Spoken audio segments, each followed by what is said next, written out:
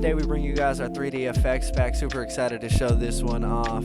It took us a little while to create, but we brought you some rotating ones, some transitions, floating ones, just all kinds of objects that I could think of. If you guys have any other ideas for future ones, definitely leave a comment down below.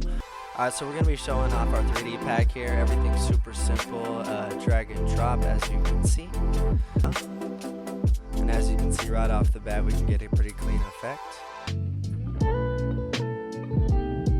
Super easy to customize, to really like personalize your guys' scenes. We're going to add some glow onto this.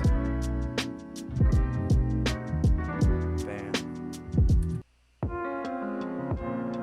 The money can rotate closer or farther away. See, and now it looks like it's really in the scene.